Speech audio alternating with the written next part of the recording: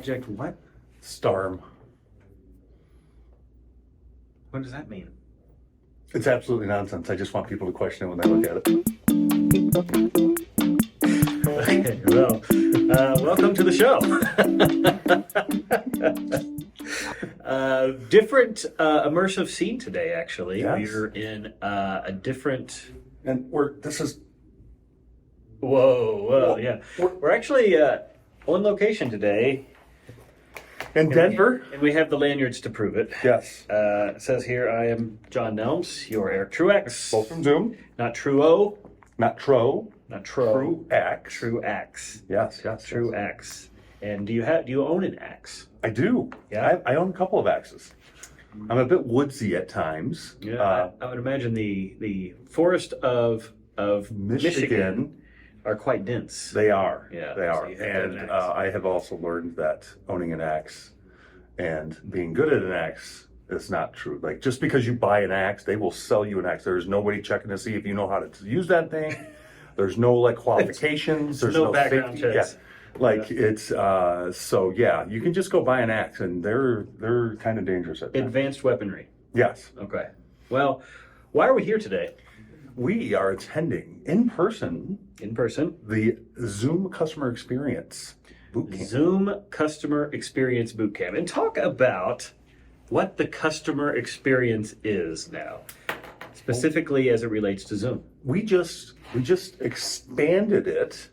So it used to be the traditional Zoom Contact Center, Yep. ZCC. Yep. And then we added Zoom Virtual Agent, ZVA. Yep. But now that we've added this latest product, Workforce Management, it's changed the entire part of the wheel to the Zoom Customer Experience section. And when we talk about the customer experience and how it changes, it's really oriented around, when we say customer experience, we are talking about our customers.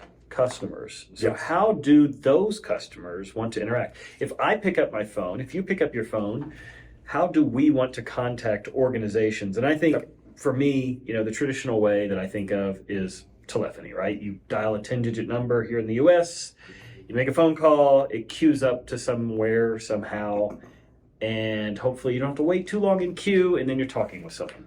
And what's funny about that is, while we're both in technology, we Yep. know technology, I understand that I may have more tools available to me if I use a web chat. Yep. If I use SMS, it should be, I should have abilities in there. Yeah. However, trusting, when I want something, it's a sensitive subject and I want to know something, I like hearing that voice.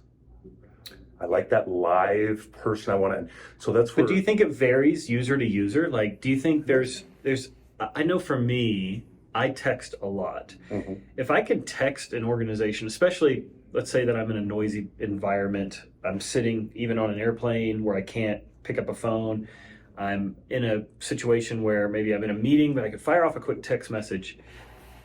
Is something like that supported within Zoom CX? Absolutely. Now, we have to follow 10 DLC campaigns, which, if you guys don't know about that, that's a whole other beast. We can go to a whole other time. Is what it is. Yes, but so we do have to follow some parameters on that. However, that's one of our channels, right? So we have 4 channels that we support. 4 channels. Number 1, Voice. voice. Traditional voice, making a phone call. Table stakes for any CCaaS provider. Voice. Then the next obvious one, because we're Zoom, video. You can video into the contact center. And then the next think about where that takes you, though. Video interactions. Like, I think tech support. Wouldn't it be great if I'm having a problem with this? If I could just show you, like, hey, here's the model I have. Maybe it's just something that's broken. Maybe I broke this piece on the back and I said, I need this part. And how do you describe that over the phone? Well, it's the brace that holds it, the arm, which part of the arm is broken. Like, there's a lot of things that you could actually just show a tech support agent, like, hey, here's the brace that's broken. Oh, that's part number 347, and we can order that. Like, it's pictures worth 1,000. And that's a great example of how to use video for enhancing your experience. The other side of that video is good for is, what if you're calling, or what if you're very concerned about your retirement, a pension? Okay. and this is your life savings. You're seeing a problem. And people get scammed all the time. I am very concerned about this. Seeing the video, seeing a video, The trusted person with your money, huh? exactly. So, Yeah. especially with a generation of people a little bit older that have a hard time. So, us making it super easy to just browse to a web page, click a button, start a chat, escalate up to voice, escalate up to video. Now, this person sitting across has much more confidence. It's easy to fake an SMS conversation for fraudulent purpose. It's harder to fake a voice conversation. It's even harder to fake video. Extremely difficult to fake video. We try to fake video every time we do our podcast. So Just a moment. So much we try. I just want all of you, dozens of our listeners. I can say dozens at this point, right? Dozens of our listeners at this point just know that we are doing the bare minimum we can achieve. Like we're just trying to get over the top. that's why we come to you today live and direct from Denver, Colorado. You don't see that. So his phone is scotch taped to a sign, a welcome sign to the office. That's our production level. You never can see what's on the other side of the camera. You can't. You just see what's in front. But so that's the second one, the video. Yep, video. The third is. So now, here's the interesting thing about the last two, and we maybe even say three, is that from a customer point of view, they're very different. Mm-hmm. From an agent point of view, if I'm a worker and I'm the agent for this contact center, they're the same. Yeah. And those are messaging. From an agent point of view, we call it messaging. Okay. But from the consumer point of view, it's SMS, Yep. web chat, and then in-app chat. That's like your Facebook Messenger, that's your Salesforce Messenger. Tooling like that, we can embed a messaging connector into different applications. So would you call that 3 different channels or 5 different channels? It depends on the perspective. I would go with 5 different channels. I like the really. 5. Yeah, the social media is more of the newer of those 4 modalities, which was voice, video, SMS, and web chat. And as we extend some of the web chat functionality, there's ways of deflecting active live chats away from the agent to reduce the agent load. What's the best way to do that? Oh, you could only be talking about Zoom Virtual Agent. ZVA. So this is our AI-driven machine learning chatbot, right? So this looks at, and there's really 3. The biggest thing to think about this is a chatbot that you interact with, and it has 3 purposes. One, it can reference knowledge bases, and it can reference a wide range of knowledge bases. So you ask a question, it quickly looks and says, "Oh, I found an answer. We good? We good?"